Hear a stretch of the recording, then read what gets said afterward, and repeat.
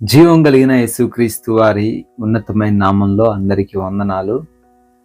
ప్రభు యొక్క సహాయము, ఆయన యొక్క కృప, ఆయన యొక్క కనికరము ఈ విధంగా మరొకసారి మీ ఎదుట వాక్యాన్ని పంచుకునే అవకాశం కలిగింది. కేవలం దేవునికి మహిమ ఘనత ప్రభావాలు చెల్లిస్తున్నాను. ప్రియమైన వాళ్ళారా, దేవుడు నమ్మదగిన వాడండి. ఆయన నమ్ముకున్న వారిని ఎప్పుడు కూడా సిగ్గుపరచలే. కాబట్టి దేవుణ్ణి నమ్ముకోండి, మనుషులను నమ్ముకోకండి కదా. ఈరోజు వాక్య భాగాన్ని చూద్దాము. కీర్తనల గ్రంథం 34వ కీర్తన 19వ వచనం. Sam chapter 34 verse 19. నీతిమంతులకి కలుగు ఆపదలు అనేకములు, వాటి అన్నిటిలో నుండి యెహోవా వానిని విడిపించును. నీతిమంతులు అనే వారికంట కష్టాలు కొన్నే ఉంటాయి అని వాక్యం చెప్పట్లే. భయపడుతున్నారా?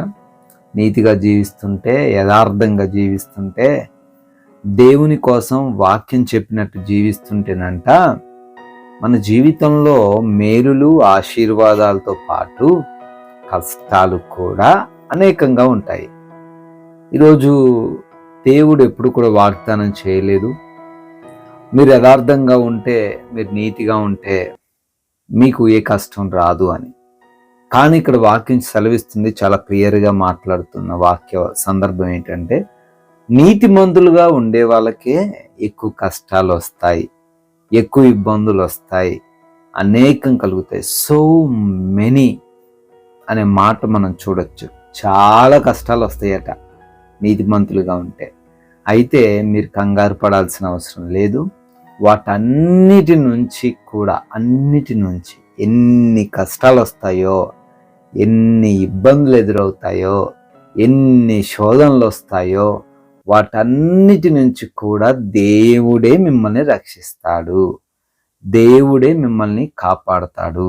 ఈరోజు ఈ వాక్య సందర్భంలో మనం గమనించాల్సిన విషయం ఏంటండి అంటే, కష్టాలు అనేవి వస్తాయి కానీ శాశ్వతము కాదు.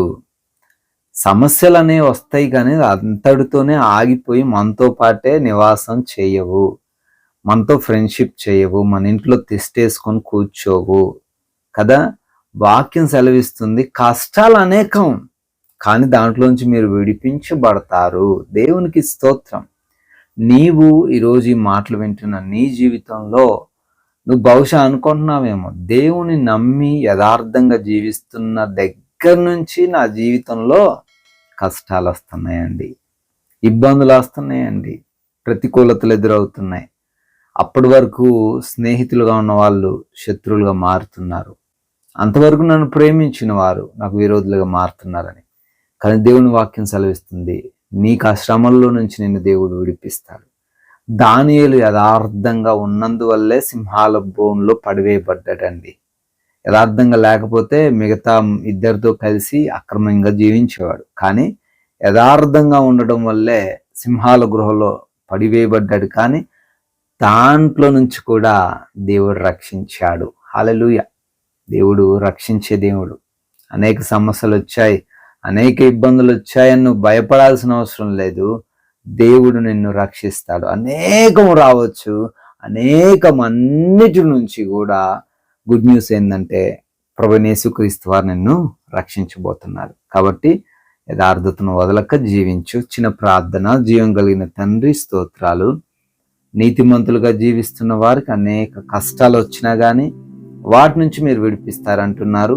ఈరోజు నా బిడ్డలు ఎటువంటి ప్రతికూలతల గుండా వెళ్తున్నా వాటి నుంచి మీరు విడిపించబోతున్నారని వాగ్దానం చేశారు. స్తోత్రాలు. మంచి ఆరోగ్యమును, మంచి శక్తిని దయచేయండి, బలాన్ని దయచేయండి, ఆర్థికంగా బలపరచండి, ప్రయాణాలను, పనులను ఆశీర్వదించండి. ప్రతి విషయంలో మీరే తోడై ఉండి కాచి కాపాడి నడిపించమని యేసు నామములో ఈ ప్రార్థన అడుగుతున్నాం తండ్రి. Amen. May God bless you all. దేవుడు మీ అందరినీ కూడా దీవించును గాక.